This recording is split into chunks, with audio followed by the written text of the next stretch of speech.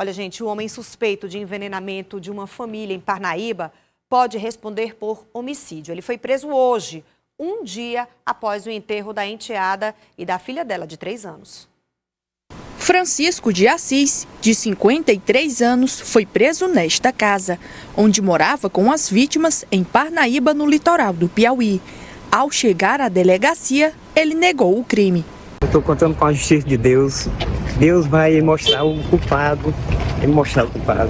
9 pessoas, incluindo Francisco, comeram o arroz no almoço do dia 1º de janeiro.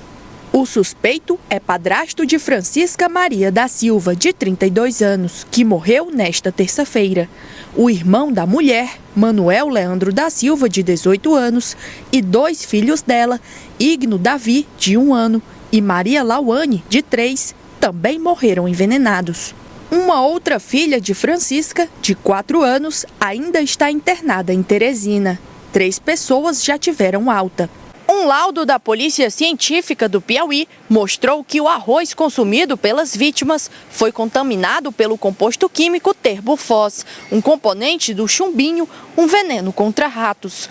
Segundo as investigações, Francisco tinha uma relação conturbada com a enteada. E ele tinha um sentimento de ódio específico em relação à dona Francisca, certo? A Francisca, mãe das crianças. Além de ter um desprezo completo pelos filhos da dona Francisca, aos quais ele chamou de primatas, viviam como uma tribo de índios, pessoas não higiênicas, pessoas que ele não queria conviver, mas suportava. E levando em consideração como ele era o único que tinha uma motivação para esse crime tão raivoso, tão torpe, certo? Aliado às constantes contradições dele de contato com a panela, com o alimento, nós decidimos pedir a prisão temporária para fins de trabalhar melhor na investigação. Durante as buscas na casa de Francisco, foi encontrado um baú ao lado do fogão com cadeado. Dentro estavam revistas, livros e filmes com apologia ao nazismo. Esse baú ninguém tinha acesso. Era o único lugar da casa possível para esconder uma coisa que ninguém saberia.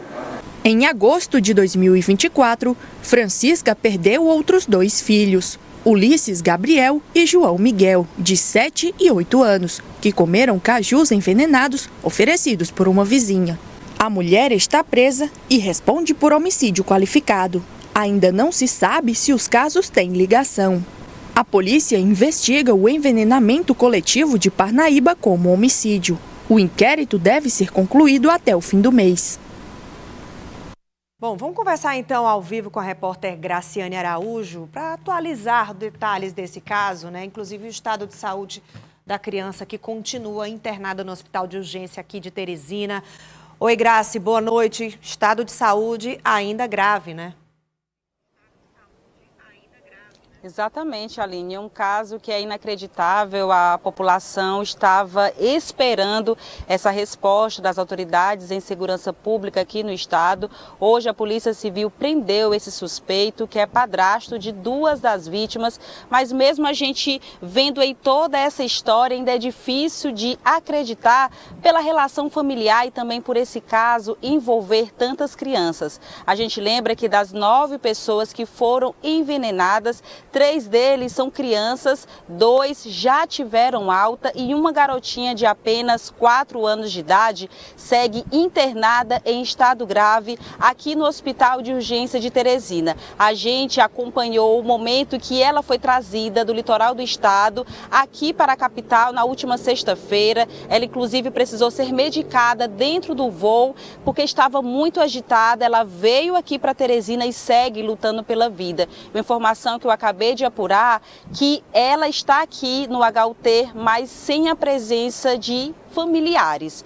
Na sexta-feira, aliás, desculpa, no início desta semana, a gente conversou com uma das primas da família que foi responsável por levar o corpo da outra criança que faleceu para o litoral, e ela falava de toda essa dificuldade financeira e que se fosse para ela voltar aqui para a capital, ela não viria e não saberia como é que ficaria a situação dessa criança que permanece internada. Eu tive contato com o familiar agora e ele confirmou essa informação, dizendo que infelizmente essa criança segue aqui. A gente sabe que ela está em estado grave, na UTI, mas permanece sem nenhum familiar, Aline. Infelizmente, né, uma criança que está passando por tudo isso nem sabe das coisas que estão acontecendo. A mãe morreu, perdeu irmãos, perdeu um tio e aí agora está lutando pela vida sozinha. Nós sempre que temos alguém internado, a gente precisa de um acompanhamento para saber atualizar o estado de saúde, ajudar em alguma coisa, fornecer alguma informação. Infelizmente, por conta de tantos transtornos para essa família, essa criança acaba que nem tem esse acompanhamento, né?